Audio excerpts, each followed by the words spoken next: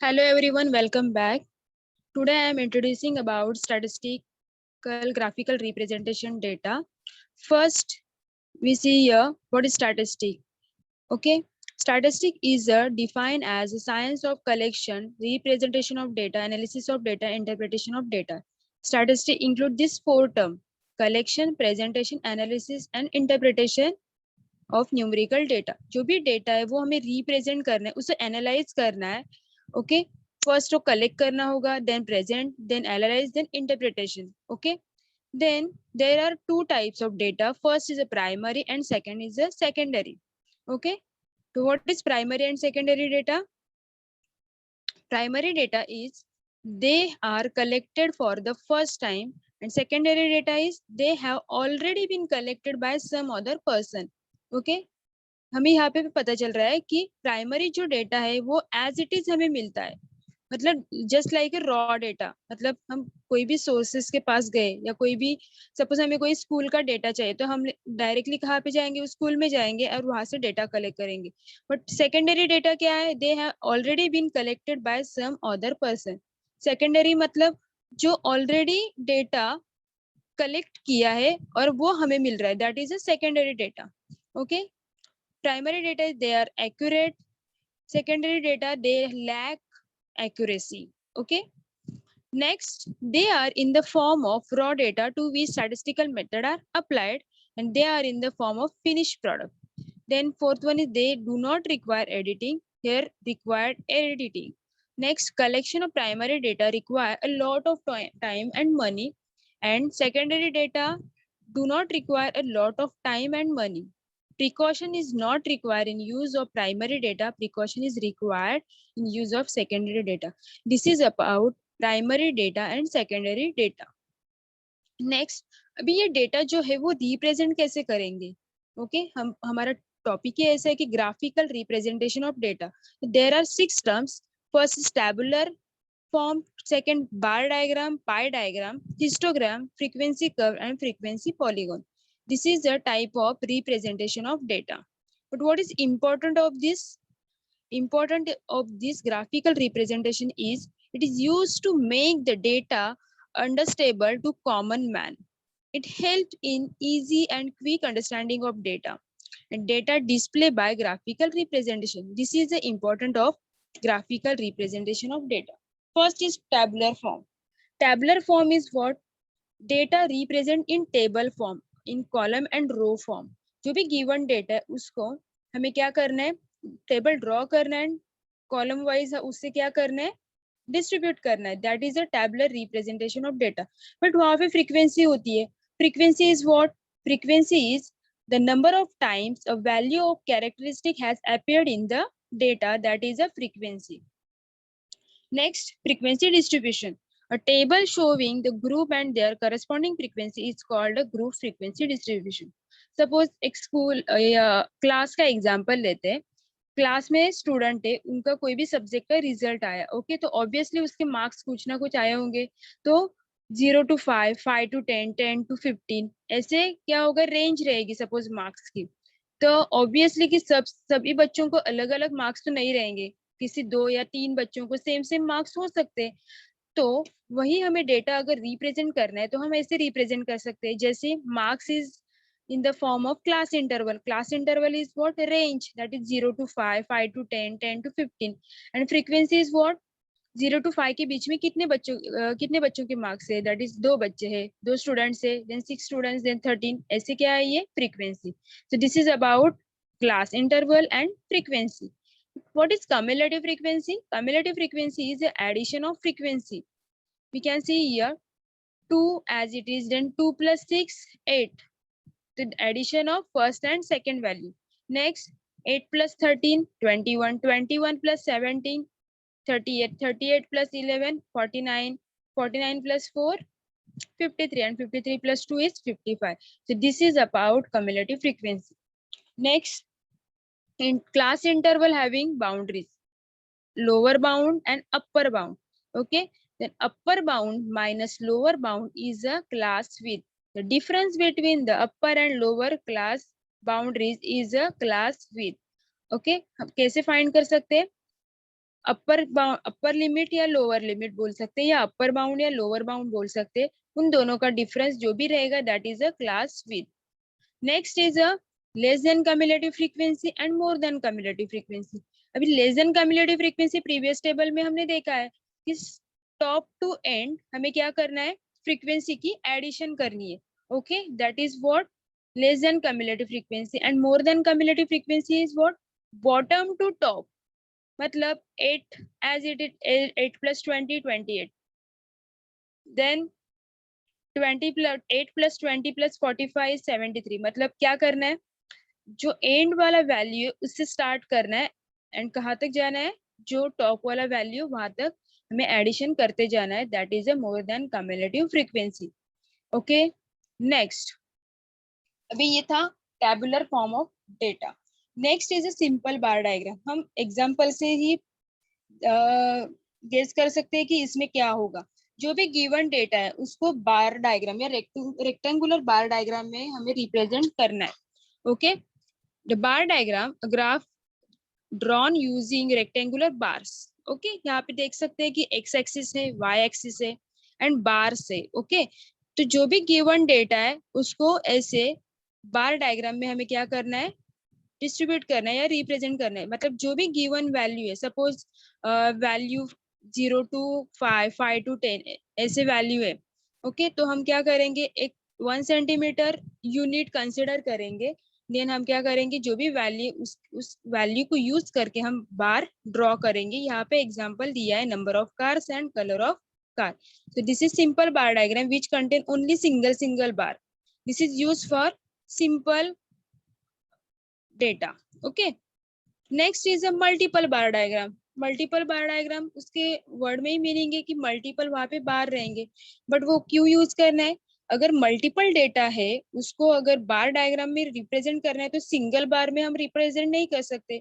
इसलिए यहाँ पे कौन सा यूज किया है डेटा, मल्टीपल बार डायग्राम। यहाँ पे एग्जांपल देख सकते हैं कि ईयर वाइज क्या दिया है, sales, gross profit and net profit यहाँ पे दिया है।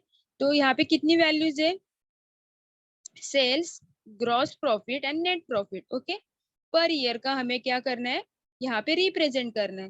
तो 1974, 1975, 1976 एंड 1977 ऐसे 4 इयर्स का यहाँ पे डेटा दिया है। तो 4 इयर्स कहाँ पे आएंगे, एक्स एक्सिस पे आएंगे, और जो भी मल्टीपल डेटा है वो कहाँ पे आएगा, वाई एक्सिस पे। तो उसके वैल्यू की रेंज डिसाइड करके हमें क्या करना है, वाई एक्सिस पे वैल्यू हमें क्या करनी है, पुट करनी है, यूनिट डिसाइड करने। अभी जो भी बार रहेंगे उसको सेम कलर मत दो या सेम शेडिंग मत दो, हर एक को अलग अलग दो। तो सेल्स है सपोज यहाँ पे 100, तो सेल्स का यहाँ पे 100 आया। देन ग्रॉस प्रॉफिट कितना है 30, तो उसको ही अटैच करके आप क्या करोगे, 30 प्लॉट करोगे एंड बार उसको ज्वाइन करके बार डायग्राम ड्रॉ करोगे। नेक्स्ट कितना है 10, सेम थर्ड सेकंड वाला बार डायग्राम है उसको थर्ड वाला बार डायग्राम ज्वाइन करना है। ओके, देन बीच में गैप रखना है। देन सेकेंड ईयर है जो भी 1975, उसके इसका जो डेटा है 120, 40, 15 वो यहाँ पे रिप्रेजेंट करने। तो यहाँ पे हम देख सकते हैं कि मल्टीपल बार है जो एक दूसरे को ज्वाइंट है। This is about multiple bar diagram. Next, percentage bar diagram. In drawing a percentage bar chart, bars of length equal to 100, obviously percentage है तो 100 ही रहेगा। For each class are drawn in the first step and subdivided into proportion of the percentage of their component in the second step. Means यहाँ पे क्या करना है, 3 type का data रहेगा। ओके, सो 3 टाइप या 4 टाइप का रहेगा। फर्स्ट स्टेप इज व्हाट, हर एक बार को क्या करना है, 100 100 100 ऐसे ड्रॉ करने, हर एक बार क्या होगा 100। Then by using percentage formula convert data into percentage, then divide this data in single bar diagram. Okay, तो यहाँ पे क्या करना है, हार्डवेयर सॉफ्टवेयर सर्विस ऐसे क्या है डेटा आपको मिला है इस सब का। तो वीकली प्रोडक्ट सेल जैसे Monday, Tuesday, Wednesday, Thursday and Friday x axis पे करना है एंड परसेंटेज जो रहेगा वो वाई एक्सिस पे रहेगा। देन 100 100 100 क्या करना है आपको, बार ड्रॉ करने हैं देन सिंगल सिंगल बार में जैसे फर्स्ट वाला 36.46% है तो वो पहले आएगा, नेक्स्ट वाला कितना है 30.14, बट ऊपर 30.14 नहीं है। क्या करना है, इन दोनों का एडिशन करो एंड जो एडिशन आएगी वहां पे ये लाइन ड्रॉ करनी है, देन रिमेनिंग जो रहेगा वो थर्ड वाला डेटा रहेगा। This is about percentage bar diagram. Next is what? Pie diagram. What is pie diagram? Pie diagram is, pie chart is a type of graph that represents the data in circular graph. The slice of pie show the relative size of the data. It is type of pictorial representation of data. Okay? मतलब जैसे हमने tabular form देखा, multiple bar diagram देखा, okay, then percentage बार diagram देखा, same यहाँ पे एक पाई diagram है, उसको यूज करके हम डेटा रिप्रेजेंट कर सकते हैं। बट जो भी डेटा है उसको पहले कन्वर्ट करना पड़ेगा, बट कन्वर्ट करने के लिए फॉर्मूला है यहाँ पे, कौन सा है? First, the total value of the pi is always 100%। Okay, मतलब जो भी पाई डायग्राम है उसका टोटल वैल्यू वो 100% रहेगा। ओके, मतलब यहाँ पे क्या करना है, सपोज एक एक सिंगल सिंगल वैल्यू गिवन है तो उसको क्या करना है, given data divide by total value of data. Total value मतलब एडिशन करना है into 360 degree. Why 360 degree? Because this circle is about 360 degree, तो ऑब्वियसली उसको जो भी डेटा है उसको डिग्री में कन्वर्ट करना है। यहाँ पे स्टेप बाय स्टेप दिया है। First enter the data into the table, then add all the value in the table to get the total. Okay, मतलब 3 टाइप्स का डेटा है तो वो तीनों वैल्यू की एडिशन करो। Okay, then next divide each value by the total and multiply by 100 to get a percentage. Okay, तो यहाँ पे ये स्टेप बाय स्टेप दिया है, फॉर्मूला कन्वर्ट करना है, देन डेटा कन्वर्ट करने के बाद बाय यूजिंग प्रॉक्टर हमें क्या करना है, डेटा डिस्ट्रीब्यूट करना है। This is about pi diagram. Okay, next, graphs of frequency distribution. For histogram frequency, polygon frequency curve, and cumulative frequency curve or augur. First is a histogram. What is histogram? Histogram is a graphical display of data using bar of different height. Previous diagrams में हमने देखा था कि bar diagram and multiple bar diagram. Okay, bar diagram में क्या था, जो भी same, this is just like a multiple bar diagram. यहाँ पे क्या होगा कि जो भी गिवन डेटा है उसके बार्स जो रहेंगे वो सब जॉइंट रहेंगे, कोई भी गैप नहीं रहेगा। ओके, यहाँ पे हम देख सकते हैं कि वैल्यू गिवन है 5.5 to 6.5, मतलब क्लास इंटरवल दिया है, उसका वैल्यू है 26। तो ये वैल्यू कैसे है, कंटिन्यूअस है, इसको बोलेंगे कंटिन्यूअस डेटा, मतलब कोई भी उसमें गैप नहीं है। 6.5 कंटिन्यू हो रहा है, देन 7.5 कंटिन्यू हो रहा है, 8.5 कंटिन्यू हो रहा है, देन 9.5। वैसे ही हमें यहाँ पे ड्रॉ करना है कि एक्स एक्सिस पे ये क्लास इंटरवल रहेंगे एंड वाई एक्सिस पे इसकी फ्रीक्वेंसी रहेगी। ओके, देन फर्स्ट 0 to 5.5 कोई भी डेटा नहीं है। ओके, तो वो यहाँ पे गैप आएगा। देन 5.5 to 6.5 उसका रेंज कितना है, 26। ओके, देन 6.5 to 7.5 उसका रेंज है 24। ओके, मतलब यहाँ पे हमें क्या करना है कि जो भी गिवन डेटा है उसको कंटिन्यूअस डेटा है या नहीं वो चेक करो, देन हिस्टोग्राम ड्रॉ करो। Next, frequency polygon. सेम यहाँ पे frequency polygon is just like a histogram. Okay, same यहाँ पे क्या करना है, डेटा जो भी गिवन है by using that data histogram draw करो।